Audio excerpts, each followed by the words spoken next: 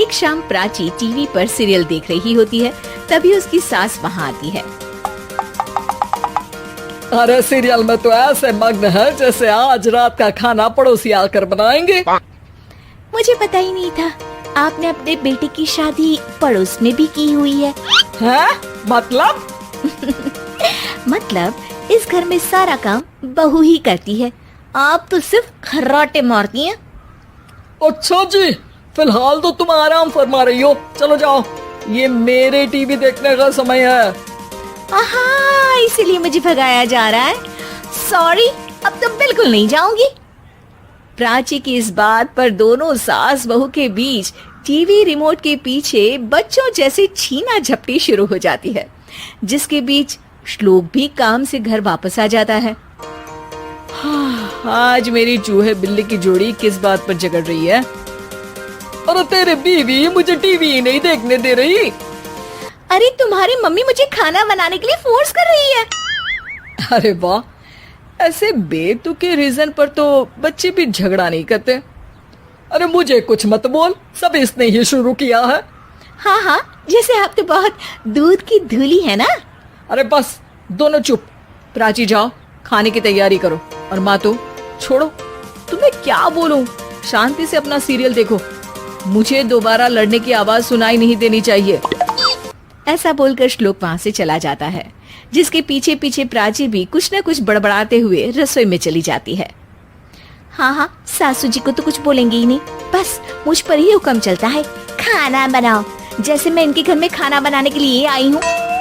इसी तरह शाम बीतती है और रात को श्लोक और प्राची की सास खाना खाकर सोने चले जाते हैं, लेकिन प्राची गुस्से में कुछ खाए बिना काम में ही लगी रहती है। इस घर में किसी को घंटा फिक्र नहीं पड़ता, मैं खाऊं या भूखी रहूं। प्राची कुछ देर के लिए रसोई से बाहर जाती है और जैसे ही वापस आती है तो वहाँ दूध का भरा ग्लास देखकर हैरान रह जाती है। फिक्र पूरी है, बस दिखाना नहीं है। प्राची दूध पीकर सोने चली जाती है और अगली सुबह एक बार फिर सास बहू का कार्टून नेटवर्क स्टार्ट हो जाता है। ये तुमने ही किया है।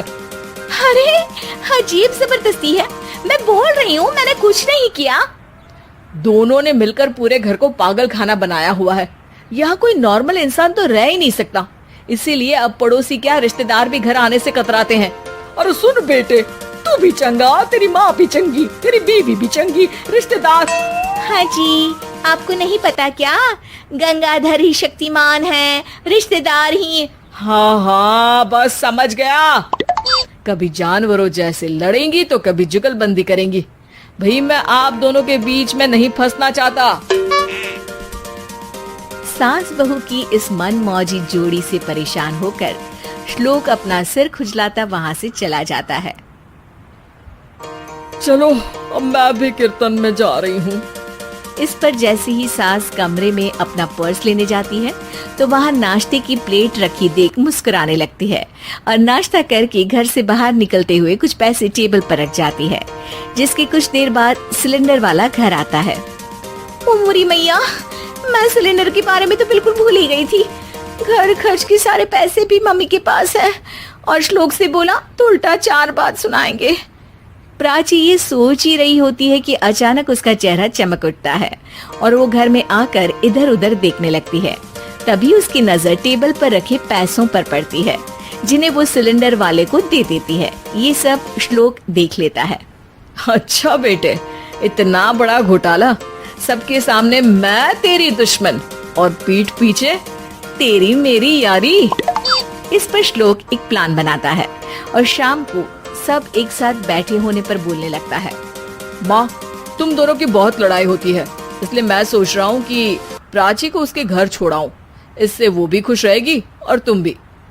अचानक श्लोक की ये बात सुनकर सास बहू शौक से उसकी तरफ देखती हैं। अरे ऐसे कैसे घर छोड़ाओगे, मुझे कहीं नहीं जाना। अरे तुमने बोला नहीं पर मैंने सुन लिया, तुम्हें मम्मी के साथ रहना अच्छा नहीं लगता, मुझे पता है। अरे वो अरे, जब बहू खुद कुछ काम बोले तो वो तुझे सुनता नहीं, और अब जो इसने बोला ही नहीं वो तू समझ गया। जब उसे नहीं जाना तो फिर जबरदस्ती क्यों कर रहा है? अच्छा, फिर आपको मौसी के घर छोड़ाता हूँ, बस अब आप दोनों एक घर में एक छत के नीचे नहीं रह सकती। मैं इस टॉम एंड जेरी की जोड़ी को और नहीं झेल सकता। है? ऐसे कैसे नहीं रह सकते? तुम्हें इतनी दिक्कत है तो तुम्हारा बोरिया बिस्तर पैक कर देती हूँ, लेकिन मम्मी जी कहीं नहीं जाएंगी। बिल्कुल यही सुनना था मुझे। अगर दोनों में इतना ही प्यार है फिर हर वक्त ये लड़ाई का नाटक क्यों करती हो? देखा मैंने कैसे माँ किचन में दूध रखती है और तुम उनके लिए कमरे में नाश्ता रखती हो, और कैसे वो पहले ही तुम्हारी दिक्कत समझकर घर में पैसे रखकर बाहर जाती है। अरे भाई, इतना ड्रामा तो डेली सोप में भी नहीं होता जितना तुम दोनों ने इस घर में फैलाया हुआ है। तू हमें टॉम एंड जेरी बोलता है ना, तो याद कर वो दोनों भी एक दूसरे को बाहर वालों की बुरी नजर से बचाने के लिए हमेशा सबके सामने लड़ते थे, लेकिन अकेले में दिक्कत के समय मदद भी तो करते थे। बस हमारा रिश्ता भी कुछ ऐसा ही है। और वैसे भी अगर सास बहू में तू मैं नहीं होती तो दुनिया वालों को कहानियाँ कैसे मिलेंगी?